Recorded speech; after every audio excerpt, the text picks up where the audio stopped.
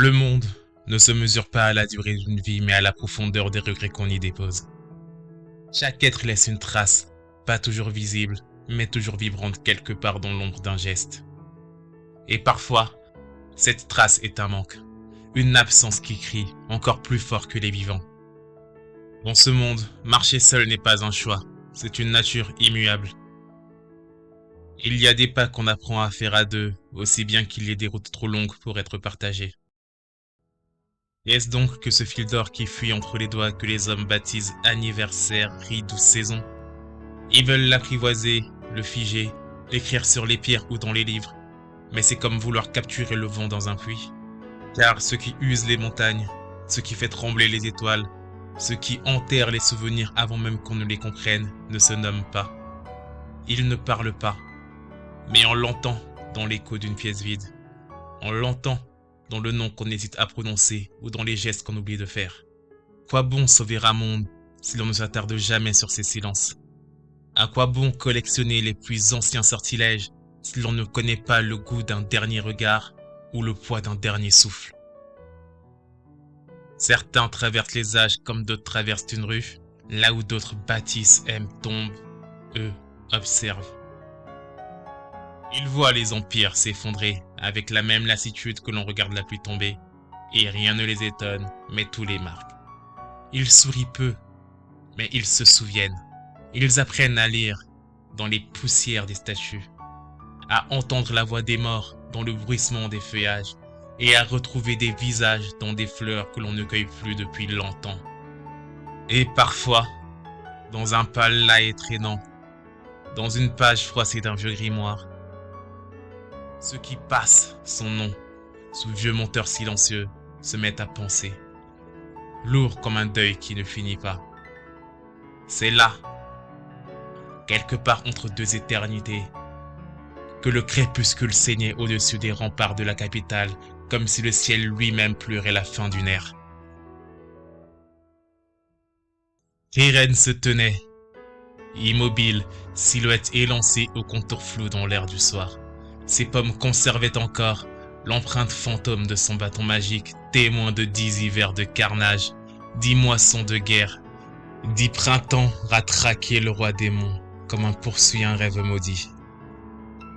Et maintenant, ce silence, ce vide après la tempête.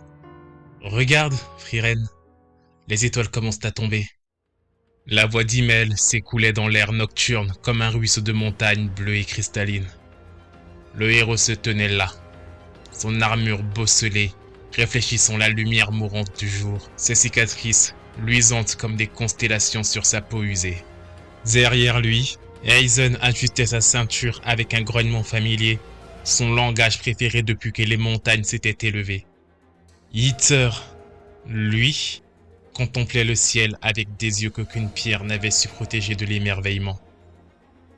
Puis, les météores d'Hera commencèrent leur descente funèbre dans la nuit. 1, 2, 3.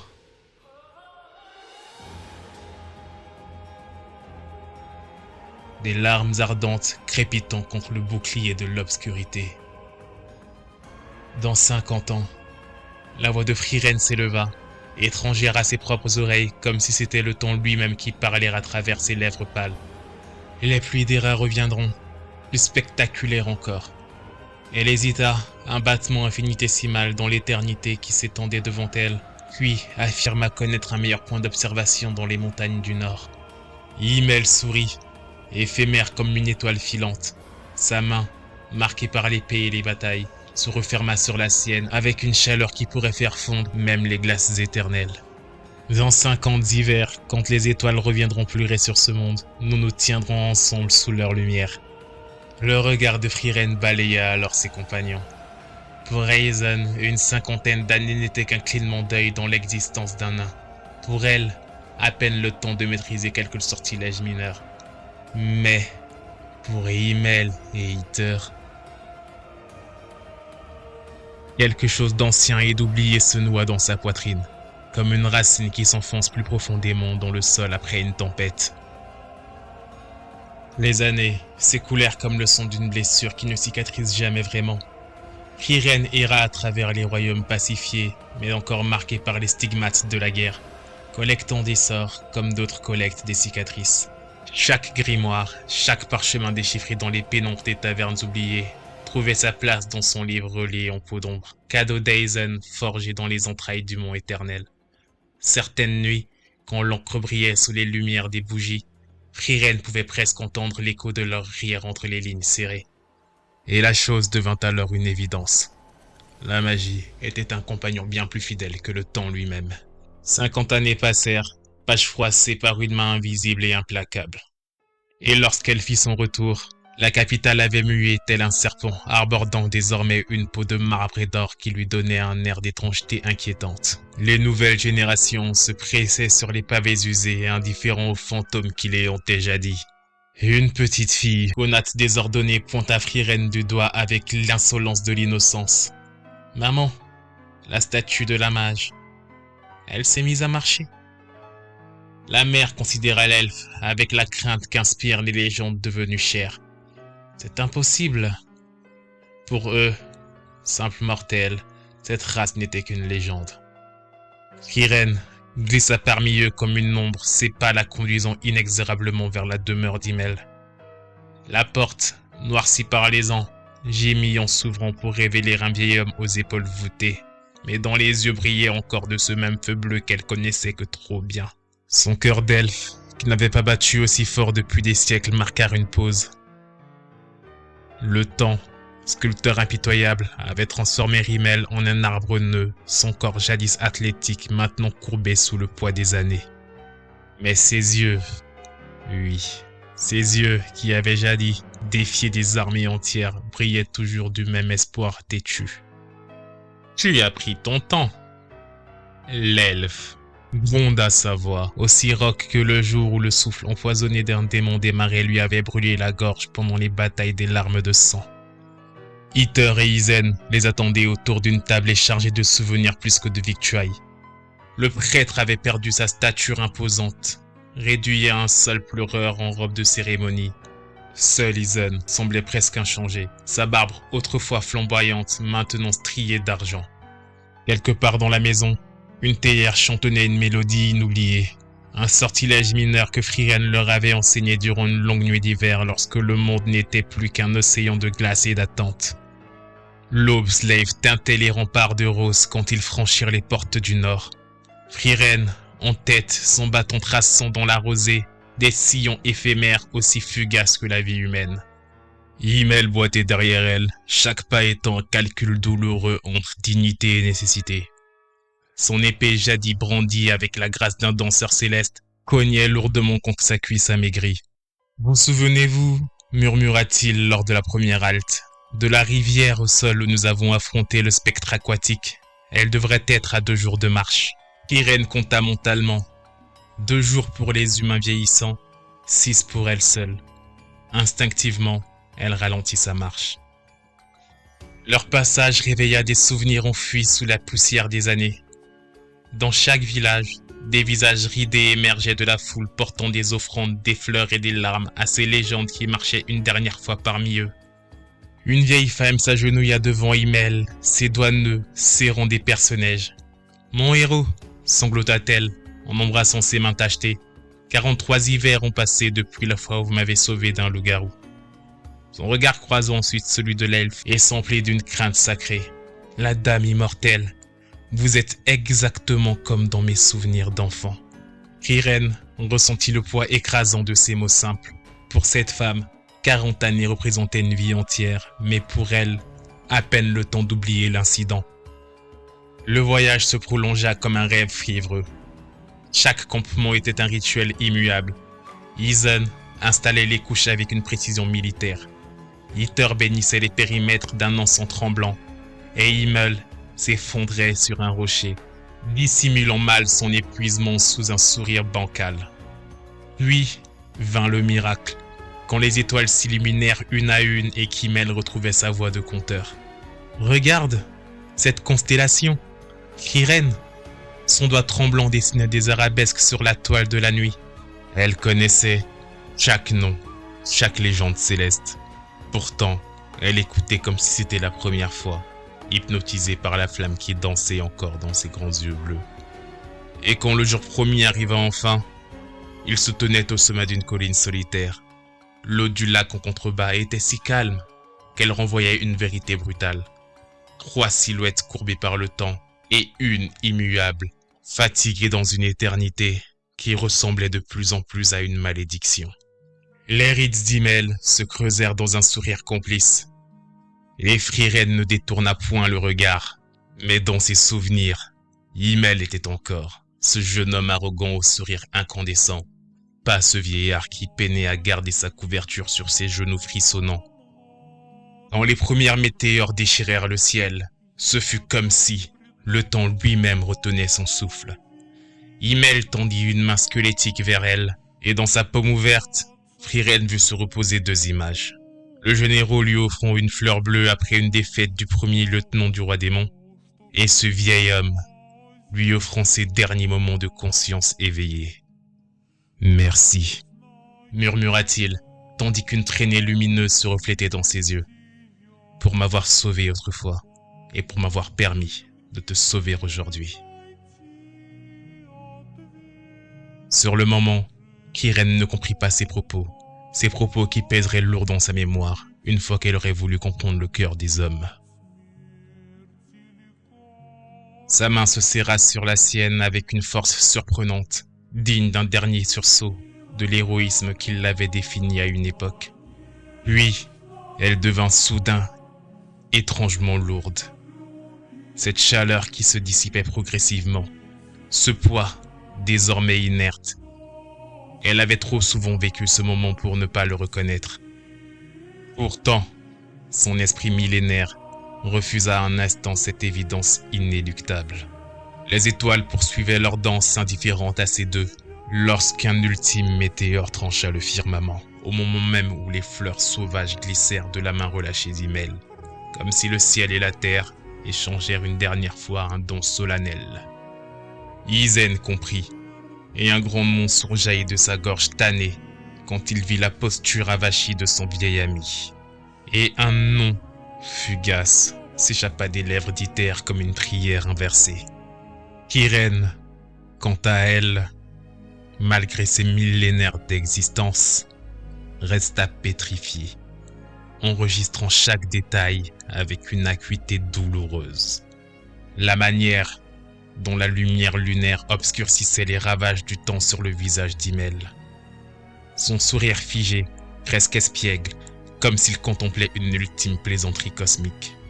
La position de ses doigts, encore légèrement incurvés, comme pour saisir une épée invisible ou caresser ses cheveux d'elfe. Le retour à la capitale dura encore 3 autres jours. 3 jours durant lesquels Frieren marcha en avant-garde, traçant le chemin comme elle l'avait toujours fait. Mais cette fois, Isen et Iter suivaient péniblement, portant leur précieux fardeau sur une civière improvisée avec des branches de sol. Lors du cérémonial du départ du héros, la capitale resplendissait de 1000 cierges lorsqu'ils arrivèrent. L'air était saturé d'encens et de chagrin collectif. On avait revêtu Himmel de son armure de cérémonie, celle-là même qu'il ne portait que pour des occasions officielles et qu'il maudissait pour son inconfort royal. Frieren s'approcha du cercueil ouvert, remarquant avec un pincement au cœur comment les embaumeurs avaient peigné sa moustache dans ce style démodé qu'il affectionnait tant. Oublié de nettoyer la tache de vin sur le col de sa tunique, vestige de cette nuit mémorable où Isen l'avait défié à un concours de boissons. Il le détestait, hein, tout ce cérémonial, murmura-t-elle en ajustant l'épée sur sa poitrine, tandis que sa voix ne porta pas plus loin que le bord du cercueil d'Éden. La foule se pressait comme une marée autour de l'événement, et Frieren percevait chaque chuchotement, chaque regard oblique. « Regardez, l'elfe, elle ne verse pas de larmes.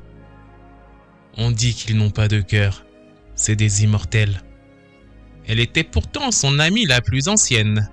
Iter se planta soudain à ses côtés, frappant son bâton pastoral contre les dalles, avec un bruit sec qui réduisit l'assistance au silence. Un sourire vacilla alors sur les lèvres de Frieren, et des perles cristallines coulèrent de ses yeux.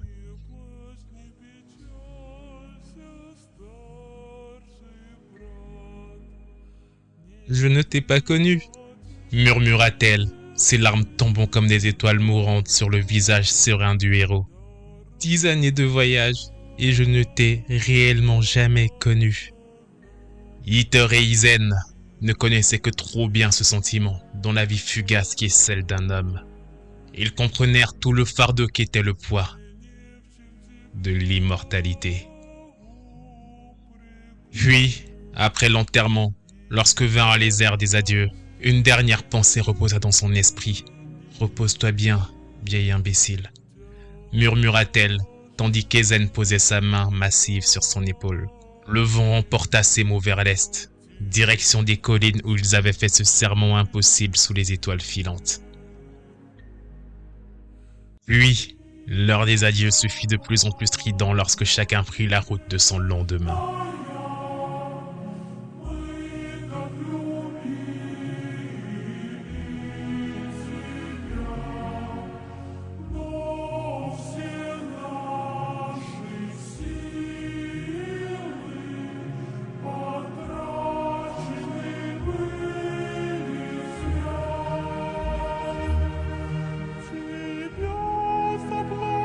Ok, instant promo.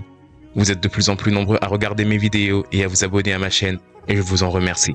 Mais je pense qu'il est possible, ensemble, d'améliorer tout ceci de la plus simple des manières, avec un simple soutien. Un clic, ton clic, peut tout changer. Oui les gars, je fais du troc avec vous. En soi, pour toi c'est gratuit, ça ne te coûte absolument rien. Et pour moi, ça m'aiderait fortement. Parce qu'il faut savoir que ces vidéos prennent vraiment du temps à faire et j'avoue qu'un peu de motivation ne me dérangerait absolument pas. Et ça me permettra aussi, en toute transparence, de vous proposer d'autres concepts de vidéos sur mes autres chaînes. Chaînes que vous pourrez retrouver en allant sur mon profil YouTube. C'est littéralement les premières chaînes qui s'affichent sur mon profil, qui font tous partie de la Scream Crew Family. Petite entité fictive que j'ai créée pour répertorier les différentes thématiques des vidéos que j'aimerais bien aborder. La meilleure manière de soutenir ce que je fais, c'est de juste prendre ce micro-temps, de lâcher son petit clic. Suis-moi aussi sur Discord, réseau sur lequel nous pourrons parler de vive voix ou même par message des différentes vidéos ou d'autres sujets pour faire évoluer une chaîne qui ressemble fortement à sa communauté. Tu pourras aussi me retrouver sur TikTok et Instagram où je te partagerai du contenu complémentaire à ce qui se passera sur YouTube. Tu trouveras le lien de mes autres réseaux dans la description de cette vidéo ou en allant sur mon profil et en cliquant sur à propos de la chaîne. Oui les gars, je fais du troc avec vous. Un échange de temps, d'histoires fascinantes contre un simple clic qui est gratuit pour toi. Allez, reprenons.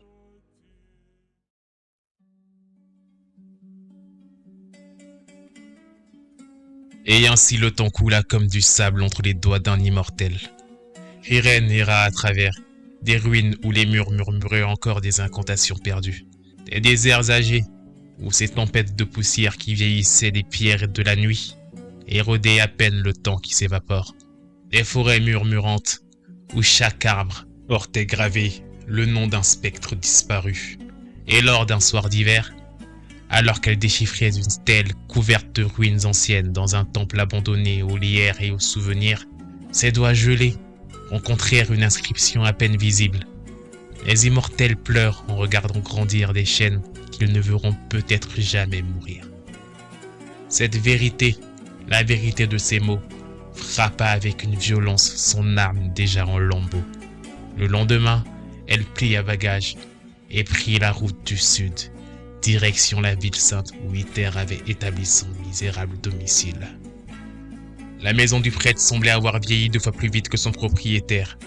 Le lierre avait conquis le mur du nord et la clôture branlante portait les cicatrices de 20 hivers impitoyables. La porte grinça, révélant Iter devenu presque translucide, semblable à un parchemin trop souvent manipulé. Dans son sillage non loin de Friren, une petite silhouette aux cheveux violets et aux yeux morts comme 2 puissants fonds observait l'elfe avec une curiosité mêlée de méfiance. « Je te présente Fern, annonça Ether avec un sourire qui fit craquer la cartographie des rites sur son visage. Une orpheline de guerre que j'ai recueillie. Les yeux de l'enfant s'illuminèrent brièvement au son du mot guerre, comme si elle reconnaissait le nom d'une vieille connaissance. « Prends-la comme apprenti », demanda Ether sans préambule, alors qu'il partageait un thé aux herbes dont l'arôme rappelait à Frieren des batailles lointaines et des sortilèges de guérison improvisés. « Non », aussi catégorique que la mort elle-même. Elle ne savait que trop bien que les apprentis mages mouraient facilement sur les champs de bataille. Le regard du vieux prêtre se durcit comme de la glace sur un lac d'hiver. « Alors, déchiffre ceci pour moi, s'il te plaît, » dit-il en sortant un grimoire recouvert de signes kabbalistiques. On dit qu'il contient des sortilèges d'immortalité et de résurrection. Une étincelle d'intérêt s'illumina dans les yeux de Frieren. Même après un millénaire, la magie restait le seul lapin auquel elle ne pouvait pas résister. Et dans une entourloupe bien vicelée de la part du vieux renard et d'un air nonchalant, il lui demanda, pendant le temps qu'elle prendrait pour décrypter le grimoire, d'enseigner quelques rudiments de la magie à Fern. Frieren reconnut le piège, mais s'y engagea volontairement comme on salue un adversaire respecté avant un duel.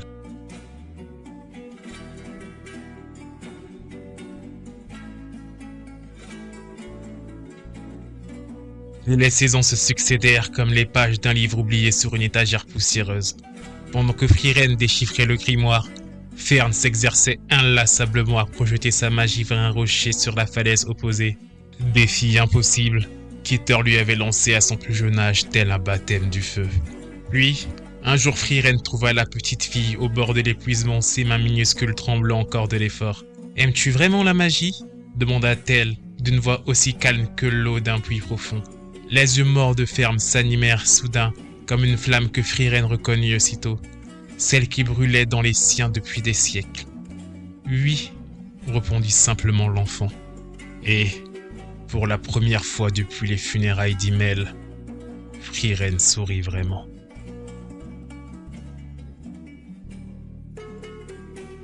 Et encore quelques années plus tard, à l'orée de son dernier souffle, la nuit où Ether s'effondra, son corps enfin rattrapé par le temps qu'il avait si longtemps défié, Frieren le trouva alité, sa respiration aussi fragile que les ailes d'un papillon hivernal. « Le grimoire » lui demanda-t-il. « As-tu trouvé ?»« Il n'y a aucun sortilège d'immortalité là-dedans, » lui répondit-elle, aussi brutalement et honnêtement comme seuls les elfes savent le faire. « Et je suis sûr que tu le savais depuis le début. » Le rire du vieux roublard s'estompait au fond de sa cage thoracique. Et enfin elle comprit la manipulation magistrale du vieux prêtre. Pendant qu'elle déchiffrait un grimoire sans secret, Fern était devenue une mage accomplie sous sa tutelle distraite. « Prends-la avec toi », murmura-t-il, sa voix n'étant plus qu'un souffle dans la nuit. « Ne lui fais pas subir ce que tu as ressenti autrefois pour Himmel. Apprends à la connaître avant qu'il ne soit trop tard. » Ces mots frappèrent Frieren avec la force d'un sortilège interdit. Pendant qu'elle restait figée dans sa douleur, Fern avait franchi la porte et se tenait maintenant sur le seuil. Les yeux autrefois morts brillaient de détermination. « Je dois frapper ce rocher, » dit-elle simplement, « pour qu'il sache que j'ai réussi, pour qu'il parte en paix. » Frieren acquiesça soudain, consciente du poids des promesses non tenues et des occasions manquées. Et quand finalement vint la mort chercher Ether, ce fut avec la douceur réservée aux âmes qui avaient suffisamment souffert. Frieren versait 2 flacons entiers d'alcool sur sa tombe fraîche, comme il le lui avait fait promettre tant d'années auparavant.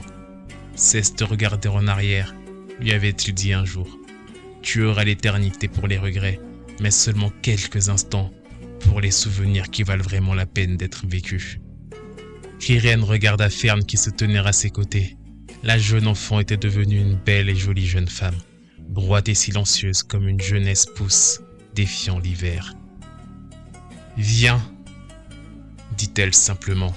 « Nous avons de la magie à collecter. » Et c'est ainsi que commença leur voyage, non pas comme maître et apprenti, mais comme 2 âmes cherchant à comprendre ce que signifie vraiment vivre lorsque le temps vous a soit été volé, soit offert en trop grande quantité. Et pendant leur périple, Fern se mit à découvrir d'autres facettes de Frieren, Pourquoi ces obsessions pour des fleurs que vous n'avez jamais vues demanda-t-elle, alors qu'elle cherchait depuis 6 mois les insaisissables fleurs de mauvaises herbes de lune bleue pour orner la statue d'Himmel. Les yeux de Friren s'adoucirent, contemplant un horizon qu'elle seule pouvait voir. Himmel me parlait souvent de ces fleurs qui poussaient dans son village natal. Il disait qu'elles lui rappelaient la couleur exacte du ciel, à l'heure où les étoiles commencèrent à apparaître, mais où le jour n'avait pas encore tout à fait abandonné. Et elle fit une pause, en pesant chaque mot comme un alchimiste pèse ses ingrédients. Il m'avait promis de les montrer un jour, mais je n'ai jamais trouvé le temps d'y aller avec lui. Fern observa son maître avec une nouvelle compréhension. Elle comprit qu'elle cherchait donc à tenir une promesse qu'elle avait faite, mais qu'elle n'avait jamais eu pris le temps de prendre au sérieux. Et quand finalement, elles découvrirent les fleurs au sommet d'une tour abandonnée, leur bleu aussi profond que les yeux d'Himmel, Friren resta longtemps immobile, contemplant ce miracle modeste. Et dans chaque pétale, elle voyait se refléter un moment qu'elle aurait pu partager avec lui, une conversation qu'elle aurait pu avoir, une compréhension qui aurait pu naître. « Elles sont magnifiques !» murmura Fern, soudain consciente d'être témoin d'un moment sacré. « Oui !» répondit simplement l'elfe. Elle valait chaque jour de recherche. Et en plantant les fleurs autour de la statue d'Himmel, Friren réalisa que la vraie magie n'était peut-être pas les sortilèges qu'elle collectionnait avec tant d'avidité, mais peut-être dans les petits mondes de connexion qui défiaient même l'emprise du temps.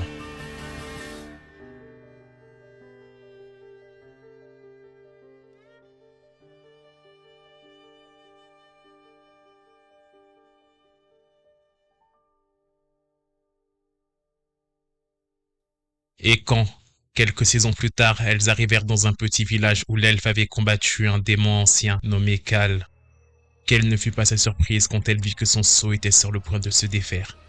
Cal le démon se trouvait devant elle, sa silhouette sombre et découpante sur les plaines immaculées comme une tache sacrée sur un parchemin vierge. « Friren la mage !» siffla-t-il, sa voix aussi ancienne que les montagnes elles-mêmes. « Quasiment un siècle que nous nous sommes affrontés. C'est un battement de cils pour toi et moi. » Fern se tenait légèrement en retrait, ses mains prêtes à tisser la magie défensive que Friren lui avait enseignée après tant de saisons d'entraînements épuisantes. « Observe bien, Fern, » dit calmement Friren. Elle lui expliqua alors que ce démon était autrefois craint pour son sort Zoltrag, une magie perforante qui a décimé des armées entières. Cal éclata d'un rire caverneux qui fit trembler les feuilles sur les arbres aux alentours, et d'un rugissement bestial, il lança son attaque signature avec une confiance absolue. Instantanément, le bouclier de Fern se déploya, renvoyant l'attaque comme un miroir renvoie de la lumière. Les yeux du démon s'écarquillèrent, incrédules. Impossible.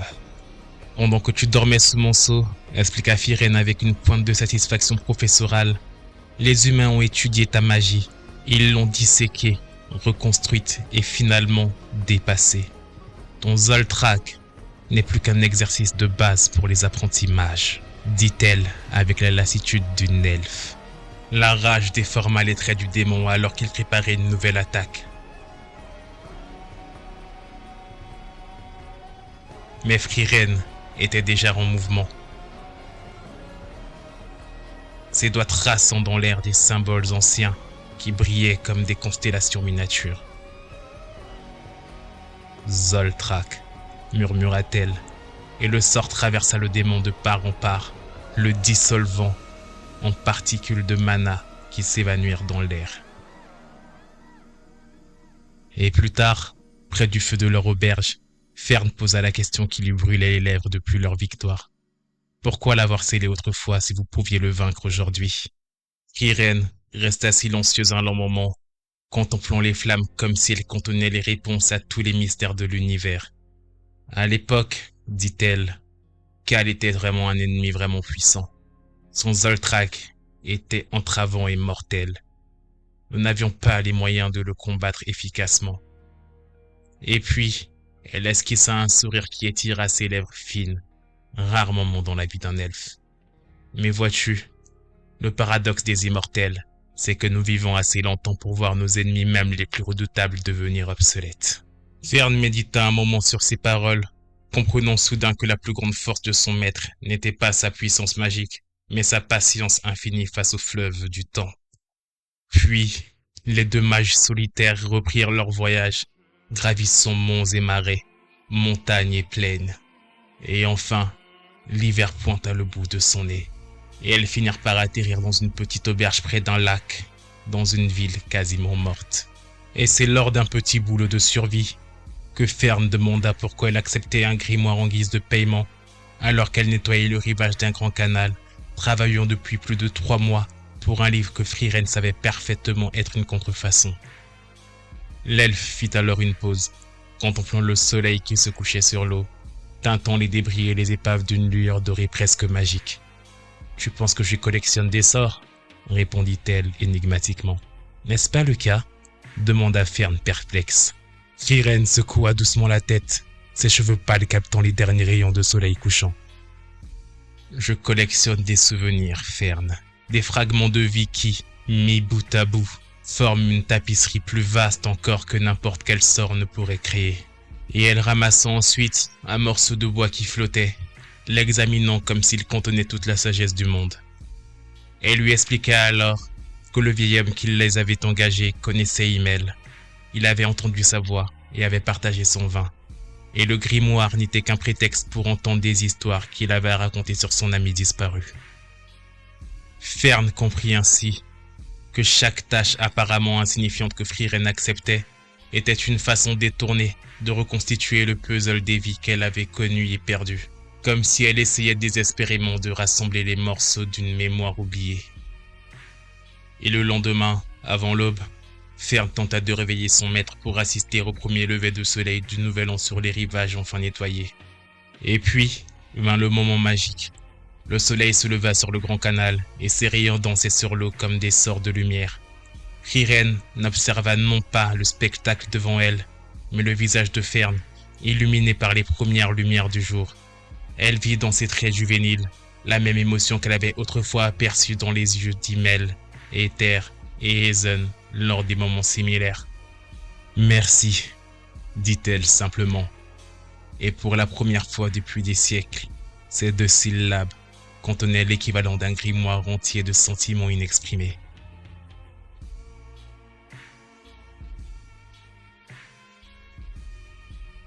Et c'est ainsi que nos 2 mages solitaires quittèrent la ville. Et lors de leur voyage, leur périple sans fin, leur marche silencieuse à la recherche du lendemain, elles firent une heureuse rencontre. Eisen, le temps l'avait épargné, plus que les autres, mais même sa barbe, autrefois flamboyante, était maintenant presque entièrement blanche. Ses mains calleuses qui avaient manié la hache contre les hordes de démons avec tant de dextérité tremblaient légèrement en servant du thé.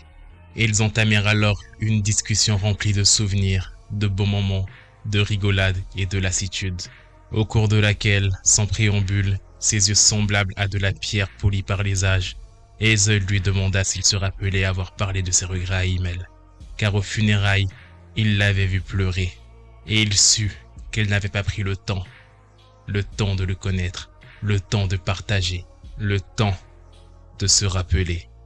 Frieren ne répondit pas, mais son silence, lui, était éloquent, encore plus même que seuls peuvent l'être celui des êtres immortels qui ont vécu des millénaires. J'ai retrouvé une piste, poursuivit Eisen, dépliant une carte jaunie par les années. Les notes de Flamme, ta maîtresse. Elle parle d'un lieu appelé Auriol, à l'extrême nord du continent, la terre où les âmes se reposent. Les yeux de Frieren s'illuminèrent d'une lueur que Fern n'avait jamais vue auparavant. Un mélange d'espoir et de crainte, qui rendait son visage presque humain. Eisen, hésitant, sans vouloir mettre de faux espoirs dans le cœur de son ami, lui expliqua qu'il était possible, peut-être, d'y parler avec les morts. Le vent même semblait retenir son souffle autour d'eux, comme si la nature elle-même écoutait cette conversation impossible. Frieren prit alors une décision, en un battement de cœur elfique, presque une éternité pour des êtres mortels. « Nous partirons pour le nord », annonça-t-elle, sa voix aussi ferme que la terre et aussi ancienne que le ciel. Pour Auriol. Fern, elle, observa alors sa maîtresse avec une nouvelle compréhension. Toutes ces années à poursuivre des sortilèges, toutes ces décennies à collectionner des grimoires, tout cela n'avait été qu'une longue et sinueuse errance pour échapper au regret qui la rongeait comme une maladie immortelle. Ils se séparèrent alors d'Aizen au crépuscule, l'ombre du nain s'étirant comme celle d'une montagne sur les routes poussiéreuses. « Nous nous retrouverons peut-être encore dans 50 ans, plaisanta-t-il, mais son rire ressemblait plus à l'écho d'une prière tombant dans un puits sans fond. « Ou dans 100, répondit Frieren avec un sourire énigmatique. Les nains sont presque aussi têtus avec le temps que les elfes.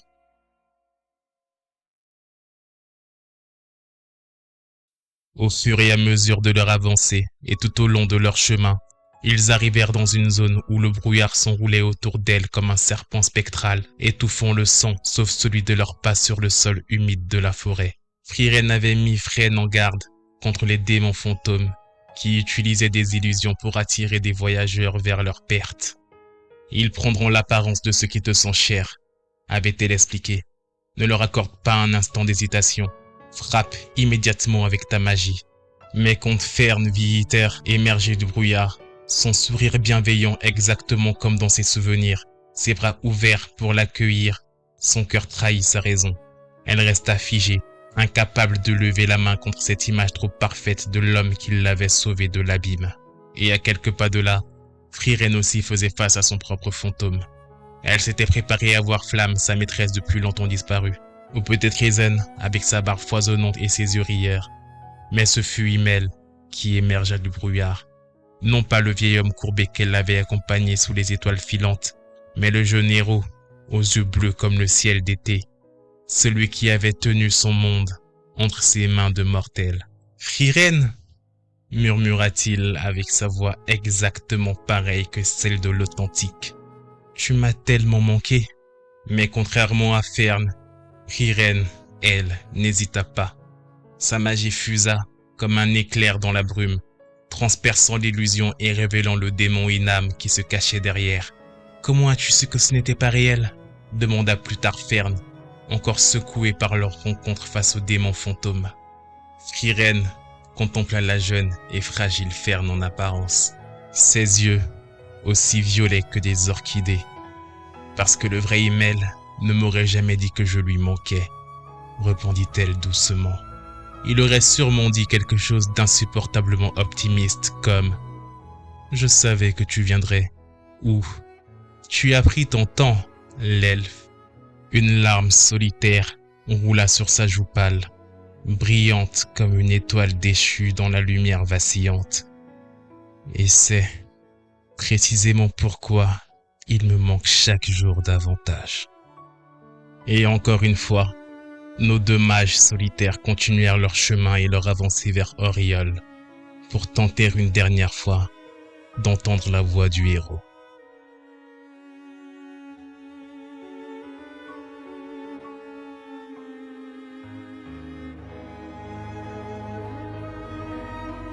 Et c'est justement pendant ce périple que Frieren prit la décision de faire un détour pour récupérer un grimoire qu'elle convoitait tant. Mais les choses ne s'annoncèrent pas si simples. Un dragon solitaire aux éclats rouges, écarlates et flamboyantes, planait au-dessus du canyon de Ral.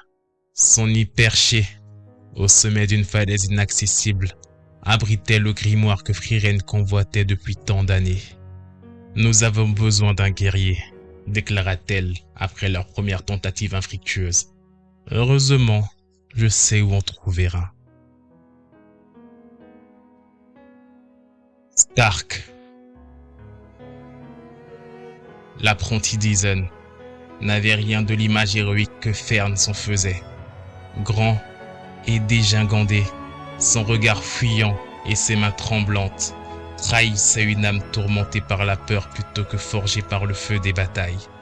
« Je ne peux pas combattre un dragon », avoua-t-il à Frieren quand celle-ci lui expliqua leur quête. « Je ne suis pas et je ne serai jamais comme Aizen. » Frieren l'observa avec cette patience infinie qui avait survécu à des empires entiers. Mais elle savait qu'il avait déjà affronté ce dragon, car il y a 3 ans, les villageois racontent qu'il avait évité leur village et qu'un jeune garçon vêtu d'une veste rouge les avait protégés. Stark pâlit, comme s'il venait de se faire révéler son plus intime mensonge. J'ai juste eu de la chance. J'ai frappé une fois et il est parti. Ce n'était pas une victoire, compléta Frieren avec un sourire énigmatique. Ison m'a parlé de toi. Il m'a dit que tu frappais comme la foudre, une seule fois, mais assez puissamment pour faire trembler même les montagnes. Et la nuit précédant l'affrontement, Fern retrouva Stark, assis seul près d'un feu, contemplant ses mains comme si elles appartenaient à quelqu'un d'autre. Elle se demanda alors pourquoi celui-ci les aidait s'il avait peur. Il lui répondit que parce que Frieren lui avait dit quelque chose que son maître lui répétait depuis des années, que la bravoure n'était pas l'absence de peur, mais la décision de faire face à ce qui nous terrifie. Puis, Fern contempla derrière lui et vit un long sillon dans une montagne rocheuse aussi épaisse que les montagnes du nord. Ainsi, elle comprit. Et le lendemain, lorsqu'ils se tinrent face au dragon, Stark tremblait comme une feuille dans la tempête. Pourtant, quand la bête se jeta sur eux, son rugissement fondant l'air comme le tonnerre fend le ciel, le guerrier trouva en lui la force de frapper. Wait a minute, get it how you live it. 10 toes in when we standing on business. I'm Mr. Body Catcher, Slaughter Gang Soul Snatcher. Ain't no regular F-150, this a fucking rapper. No capper, street nigga, not a rapper. Chopper hit him and he turned into a booty clapper. Smith and Wesson, a 4L gang reppin'. We done baptized more niggas than the damn reverend. Kappa Alpha, me and my gang, we do all the stepping. Who you checking? It's FN, shoot reach the weapon. I heard Poppy outside, and he got the double R, drop it outside. Check the weather and it's getting real, I'll be outside. Un coup, un seul coup de sa lame. Frieren lui avait pourtant dit auparavant qu'il devait faire une diversion, le temps de la laisser préparer un sort, mais le dragon s'effondra. Fern resta bouche bée devant cette démonstration de force brute. Stark, lui, en contrebas, ne réalisant pas ce qui venait de se passer, implora les 2 mages de lancer leur sort d'attaque. Entre-temps, Fern, toujours sur le choc, balbutiait. Frieren, elle, esquissait un léger sourire. La force d'Isen coule dans ses veines. Stark, lui, contemplait ses mains tremblantes avec un mélange d'incrédulité et d'une fierté nouvelle. Un guerrier, aussi fort que les légendes du temps d'Himmel, venait de naître. « Viens avec nous », proposa-t-elle spontanément. « Vers Auriol, le chemin sera long et dangereux, et avec des démons qui rôdent, nous aurons besoin d'un guerrier. » Fern acquiesça avec un sourire encourageant. Et pour la première fois depuis leur rencontre, un véritable sourire illumina le visage de Stark. Et c'est ainsi que notre trio arrivèrent à la forteresse de Wall qui se dressait comme une cicatrice de pierre sous les frontières du Nord, dernière ligne de défense contre les hordes démoniaques qui rôdaient encore dans les terres septentrionales. Ces murs gris, percés de meurtrières, semblaient absorber la lumière plutôt que de la refléter. Le capitaine de la garde leur annonça que le passage était interdit. Un homme au visage balafré et aux yeux qui avaient trop vu d'horreur pour permettre la compassion. Les terres du Nord sont infestées de monstres et de démons. Nul ne passe, dit-il d'une voix qui avait trop souvent vu ces hommes mourir. Mais Frieren disparut presque immédiatement dans les ruelles de la cité forteresse, laissant Fern et Stark négocier avec les autorités. Elle fait toujours ça, soupira Fern. Dès qu'elle entend parler d'une boutique de magie, elle devient comme... une enfant dans une confiserie, suggéra Stark avec un sourire complice. Ils la retrouvèrent plus tard se cachant dans les châtelains de Wall, dont l'ombre d'une arche. Mais le seigneur des lieux la repéra et s'inclina si bas que son front toucha presque le sol plein de poussière des rues. La mage légendaire du groupe de héros, s'exprima-t-il, sa voix tremblante de révérence. Pardonnez l'insolence de mon garde.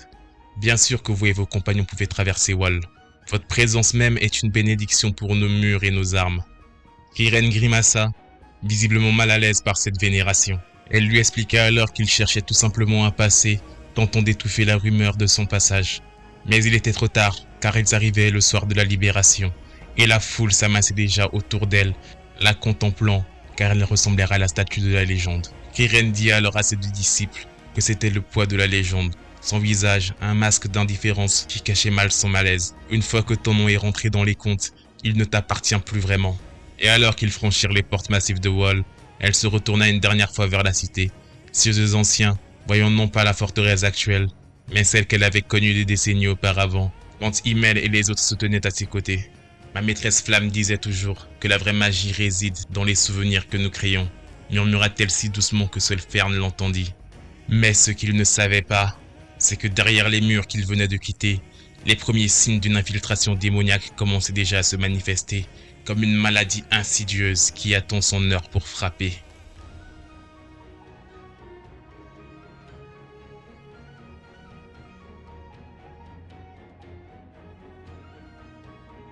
Après les portes de Wall se dressait le domaine de Graft-Granat, qui était là, au milieu des terres désolées comme une forteresse d'espoir.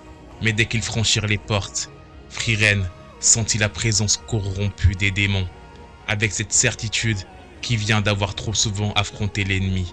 Elle tenta de l'éliminer, mais les gardes l'arrêtèrent, inconscients du danger mortel qui rôdait parmi eux sous l'apparence de diplomate. Luneur, le chef des émissaires démoniaques, sourit en la voyant enchaînée et jetée dans les geôles du manoir. Ces pauvres fous ne comprennent pas ce qu'ils font. Ces créatures ne comprennent pas le langage, expliqua Frieren à Fernie Stark qui vint la visiter dans sa cellule. Ils utilisent les mots, non pas parce qu'ils les comprennent comme les autres espèces, mais surtout pour tendre des pièges et manipuler, car c'est le moyen de langage qu'utilisent leurs proies favorites. Ses yeux, brillants d'une colère ancienne, celle qui avait vu des villages entiers réduits en cendres par la duplicité démoniaque. Puis, elles ont déduit que s'ils prétendaient vouloir la paix, c'est que leur reine Aura la Guillotine préparait quelque chose dans l'ombre de bien plus sombre et bien plus sinistre. Et cette nuit-là, alors que Frieren dans sa cellule méditait, cherchant un moyen de convaincre Graft du danger, la porte s'ouvrit silencieusement. Brat, le bourreau de rat, se glissa dans la pièce comme une ombre venimeuse. La célèbre Frieren, susurra-t-il, sa voix semblable au bruissement d'une lame contre une pierre à aiguiser, celle qui a envoyé dans la tombe plus de démons que n'importe quel mage de l'histoire. Et un sourire espiègle s'esquissa sur ses lèvres lorsqu'elle répondit calmement qu'elle était flattée, comme si elle discutait de la pluie et du beau temps avec un vieil ami. Puis, Vrat ricana, déployant ses fils pour l'étrangler, mais à sa grande surprise, Frieren resta imperturbable, tandis que les fils meurtriers s'enroulèrent autour de son cou. Il reconnut alors sa force avec une pointe d'admiration cruelle, mais lui affirma que même elle ne pouvait pas résister à l'étreinte éternelle de sa strangulation magique. Alors elle sourit, d'un sourire si froid qu'il aurait pu geler les flammes même de l'enfer. Éternelle, c'est justement la seule chose que je sais faire, démon. D'un geste fluide, il démontait son apparente immobilité, elle trancha les bras de Drat, et avant même que le démon ne puisse comprendre ce qui lui arrivait, sa tête roula sur le sol de pierre, son corps se désintégrant en particules de mana qui s'évaporèrent dans l'air vicié du donjon. Et pendant ce temps, dans le manoir principal, Luneur révéla sa vraie nature à Graft, décapitant ses gardes d'un seul geste. Et quand Fern et Stark arrivèrent juste à temps pour sauver le seigneur, ils engagèrent un combat féroce face à lui. Tandis qu'à l'extérieur de la ville, caché dans les collines, Aura la Guillotine observait le chaos qui se déployait avec satisfaction. Grande démon aux proportions élancées à la peau pâle comme un cadavre, elle manipulait les corps sans vie avec une magie de balance d'obsidienne, créant une armée de morts prête à marcher sur la cité.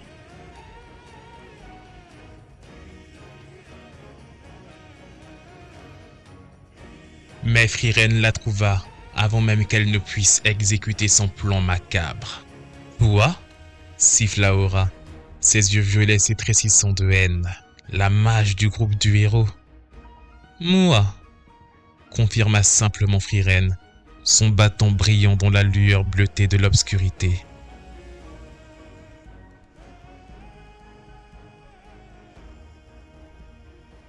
Leur affrontement fut bref, mais d'une intensité saisissante.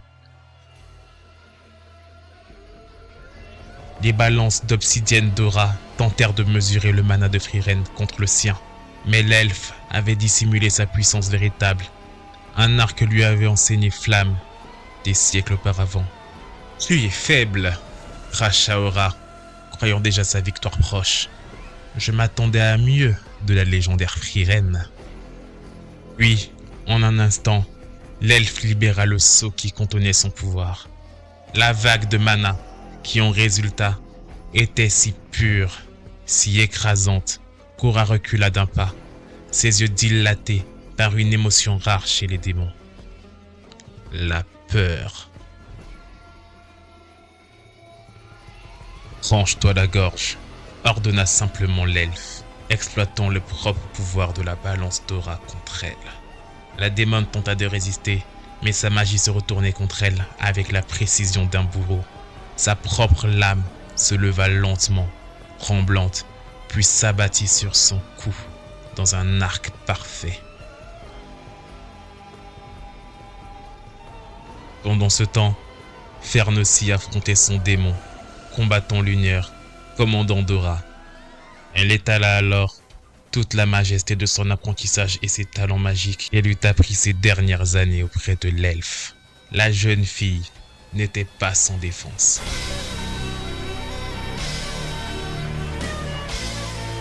Un pouvoir magique unique, d'une puissance encore non égalée chez un simple mortel, jaillit de son bâton.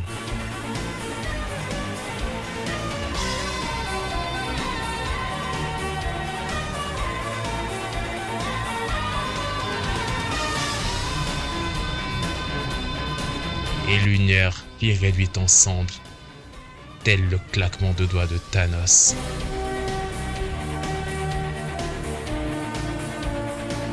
Quant à Stark, lui, n'était pas en reste. Il affronta Lini, lieutenant de Lumière, avec toute la puissance et la dextérité que lui enseigna Isen.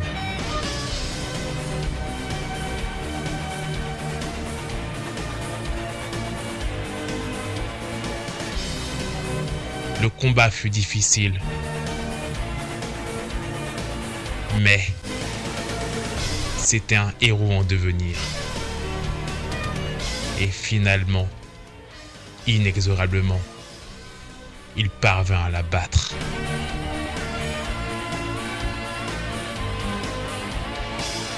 Puis, un peu plus tard dans la soirée, quand Fern et Stark retrouvèrent Friren parmi les cadavres abandonnés par la magie nécromantique d'Aura, l'elfe contempla tristement les corps des soldats tombés. « J'ai essayé, dit-elle, la voix tremblante, de limiter les dégâts. Autrefois, j'aurais simplement fait exploser tous les corps pour être sûr qu'aucun démon ne les réutilise. Mais Himmel m'avait reproché cette méthode. Il disait que même les morts méritaient de reposer en paix, même après avoir servi d'instrument. » Puis, de retour au manoir, Graft Granat s'approcha, le visage marqué par l'horreur et la gratitude. « Comment pouvons-nous vous remercier ?» demanda-t-il, la voix brisée par l'émotion. Friren haussa les épaules avec cette nonchalance qui avait autrefois exaspéré ses compagnons pendant des décennies. Un grimoire ferait l'affaire. Fern leva les yeux au ciel, un sourire affectueux adoucissant son expression.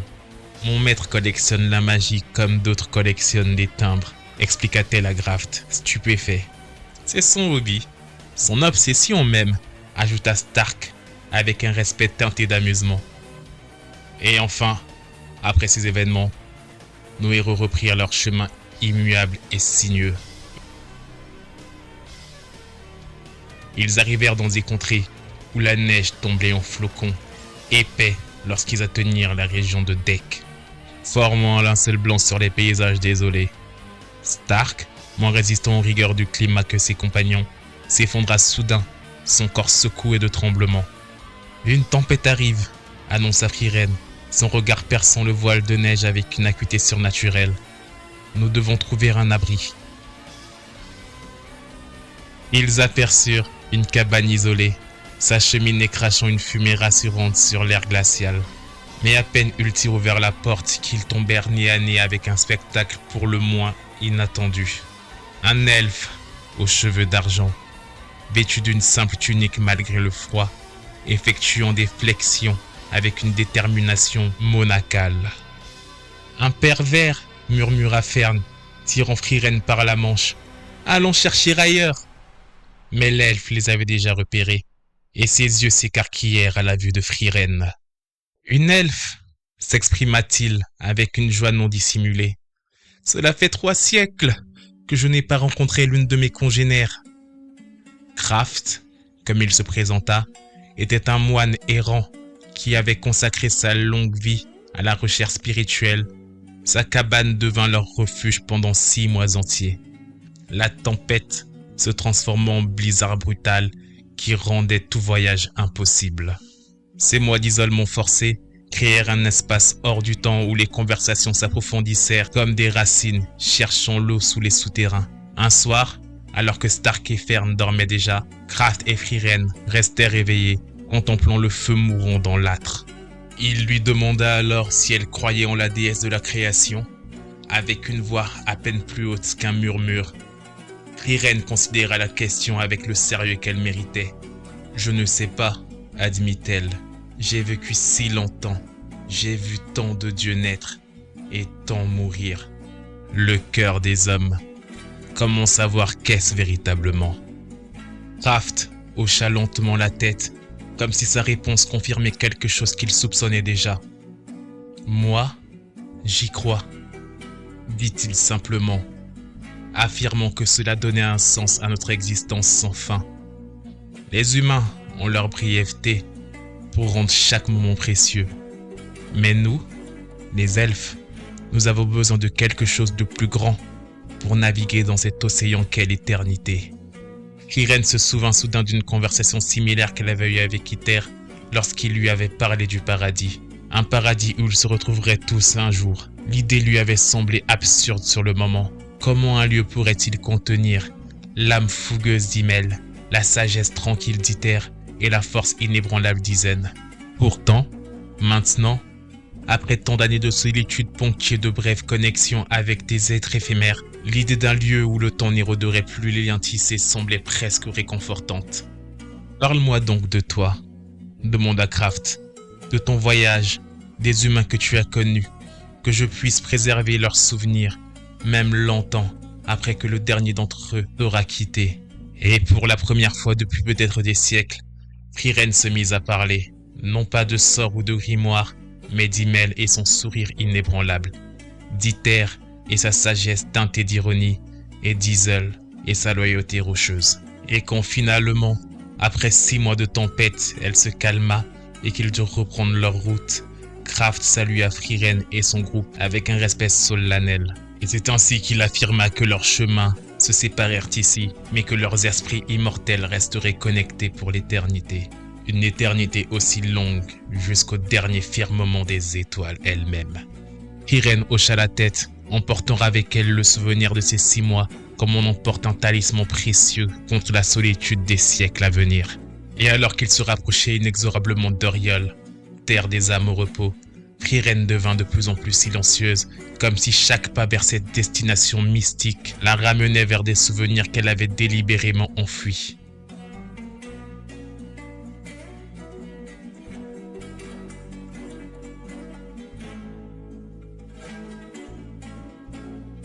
Un soir, alors qu'il campait sous le ciel criblé d'étoiles, Fern trouva son maître seul sur un rocher, contemplant un petit objet brillant dans sa paume. « Qu'est-ce donc ?»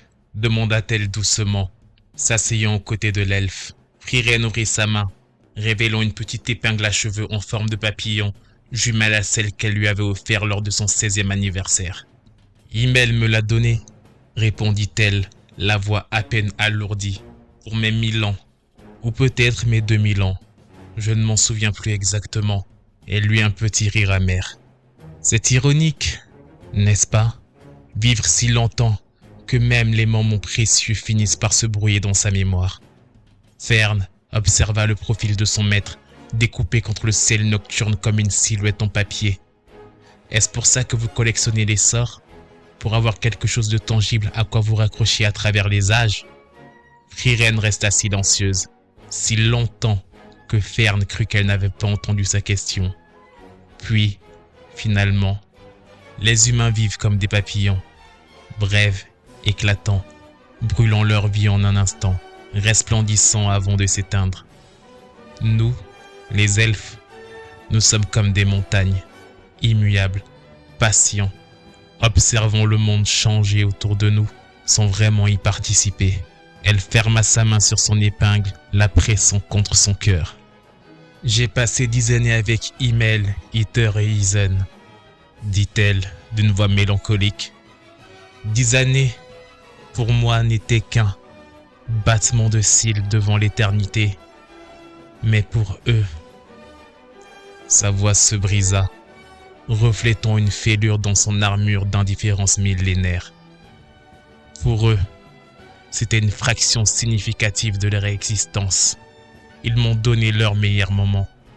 Et moi, j'étais trop occupé à penser au siècle qui s'étendait devant moi pour vraiment le voir.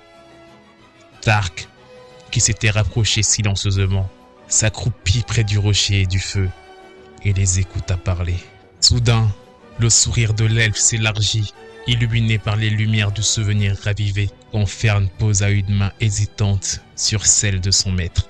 Elle vit dans ses yeux, non pas l'éternité écrasante des millénaires, mais la fragilité précieuse d'un moment pleinement vécu. Et cette nuit-là, autour du feu de camp, Frieren raconta des histoires du groupe de héros, comme elle ne l'avait jamais fait auparavant. Non pas comme des événements historiques distants, mais comme des moments précieux, partagés avec des amis irremplaçables. La route vers Oriol s'étendait devant eux comme un ruban argenté sous la lumière des étoiles, et nul ne savait combien de temps le voyage durerait encore, ni ce qu'ils trouveraient vraiment à destination. Mais pour la première fois, depuis la mort d'Himmel, Frieren avançait, non pas comme une immortelle condamnée à survivre à tout ce qu'elle aimait, mais comme une voyageuse reconnaissante pour chaque moment partagé avec ses compagnons. Puis, un matin, alors qu'ils reprenaient leur marche après une nuit de repos, Fern remarqua quelque chose d'étrange. « Vous êtes réveillé avant moi » dit-elle stupéfaite, « sans même que j'aie besoin de vous tirer du lit. » Frieren sourit, un sourire qui rappelait étrangement celui d'Himmel, plein d'espoir et de légèreté. Pendant ce temps, Stark ajusta sa hache sur sa ceinture, son visage reflétant une confiance nouvelle. Frieren contempla alors ses deux compagnons, l'apprenti devenu presque maître et le guerrier qui avait trouvé sa force dans sa vulnérabilité. Puis, elle regarda au-delà d'eux, comme si elle pouvait les voir, les silhouettes fantomatiques d'Himmel, d'Iser et d'Iter. Et tandis qu'ils reprirent leur voyage vers le nord, les premiers rayons du soleil frappaient les fleurs sauvages qui débordaient sur les routes, révélant parmi elles quelques taches d'un bleu profond. Frieren s'arrêta un instant pour les cueillir, en les ajoutant à son grimoire, car elle avait finalement compris la leçon la plus importante que Flamme avait tenté de lui renseigner. Que la magie la plus puissante n'est pas celle qui transfigure les mondes extérieurs, mais celle qui transforme même l'âme de celle qui la pratique. Et tandis que l'immortel continuait son voyage vers Oriol avec Fern et Stark, son cœur millénaire battait au rythme d'une vérité nouvellement découverte.